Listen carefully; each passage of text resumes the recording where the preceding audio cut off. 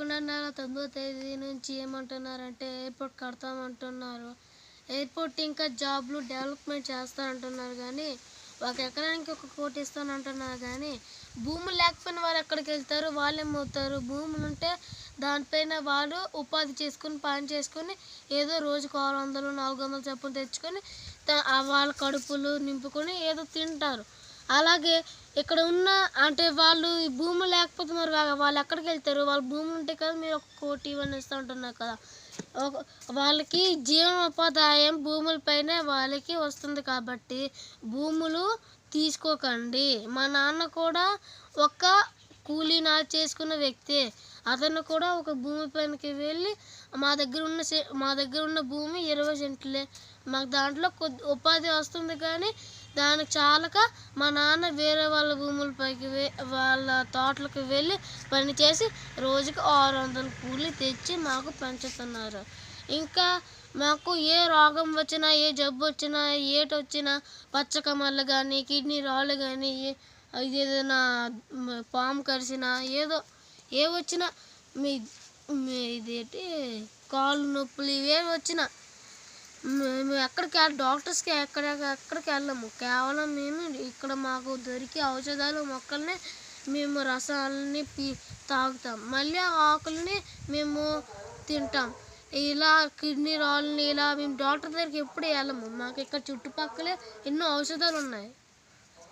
అలా అనేసి మీరు అన్ని రకాల ఉపయోగాలు ఉన్న చెట్లని తోటలని మీరు తీసుకోకూడదు. చూసారా అక్కడ ఈ కొబ్బరి చెట్లను చూసారా? ఈ కొబ్బరి చెట్లు అవ్వాలంటే మేము ఎంత కష్టపడి ఉండాలి. ఇలాంటి కొబ్బరి పంట ఇలాంటి ఎంత మంచి సైజులో ఉన్న కొబ్బరి బొండాలు చూసారా ఎంత మంచిగా ఉన్నాయో? ఎంత మంచిగా ఉన్నాయి చూడండి, ఎంత మంచిగా ఉన్నాయి. ఇవి ఒక్కొక్క కొబ్బరి చెట్టు 1000 రూపాయలు కొని ఇంత పెద్దది చేసాము. ఇంత మొక్క ఉన్నది మేము ఇంత పెద్దది చేసాము. ఇంత పెద్దది చేయాలంటే రోజు నీరు పెట్టి ఎంత కష్టపడి ఉండాలి. దానికోసం చూసారా ఇక్కడ అరటి చెట్టు చూడండి. ఈ అరటి చెట్టు అంత పెడలు ఎన్ని పెడలు వేసి ఉన్నాయి చూడండి. ఇలాంటి అరటికాయలు ఎన్నో ఉన్నాయి చూడండి. అక్కడ ఈ మునగ పంట చూడండి. దీనివల్ల మాకు గెల అమ్మితే ఒక 500 అయినా 300 అయినా రావచ్చు.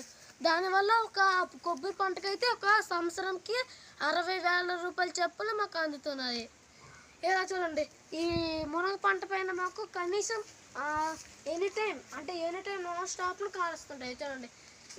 ఈ మునగ చెట్టు పంట ఎంత వస్తుందంటే సుమారు చెప్పిన సంవత్సరానికి ఒక 50,000 ఇంకా వస్తుంటాయి. ఇలా డబ్బపళ్ళు చూడండి. ఇవి మేము ఎన్నో రకాల చెట్లను ఉడిసి ఎంతో కష్టపడి ఇంత పెద్ద మొక్కలు చేసి అలాంటి చెట్లను మీరు పోగొడతారా? అంత పెద్ద డబ్బపళ్ళు చూడండి. ఎక్కడైనా మీకు దొరుకుతాయా? అక్కడ ఇలాంటి మొక్కలను చూడండి.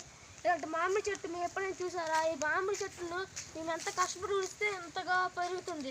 ఇలాంటి ఎన్నో రకాల చెట్లను మీరు పాడు చేయడం మీకు మంచి పద్ధతి కాదు. చూస్తారా? అలా సపోర్ట్ చెట్టు చూడండి ఎలా ఉంది.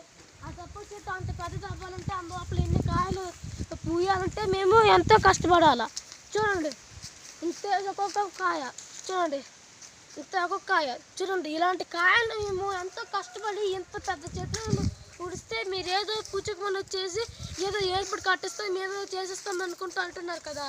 అక్కడ దానిపండు చూడండి, దానిపండు చెట్టు చూడండి. ఇలాంటి దానిపండు ఎన్నో రకాల చెట్లు ఉడిస్తాం.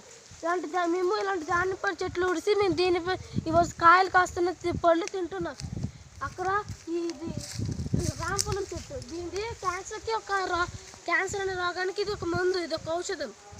ఇది వాటర్ యాపిల్ చూడండి. దీనికి వాళ్ళు ఏమైనా లేదన్నా ఒక సమయానికి మాకు దీనివల్ల ఉపయోగం కలిగించే ఉపాధి దగ్గర 10,000 సంవత్సరానికి 10,000 చొప్పున మాకు దీనివల్ల ఉపాధి కలుగుతుంది. అలాగే ఈ జామ చెట్లు చూడండి. ఈ జామ చెట్టు మేము ఎప్పటి నుంచి ఊడిస్తే ఎంత పెద్ద మొక్క. దీనివల్ల ఒక 5,000 మామిడి చెట్టు పైన మాకు సుమారు ఒక నెలకు 2 లక్షల పైగా వస్తున్నాయి. ఇలాంటి చెట్లను మేము తెచ్చుకోలేదు. మేము మా భూమిలో మాకు ముద్దు ఎయిర్పోర్ట్ వద్దు. మా భూమిలో మాకు ముద్దు. జై హింద్.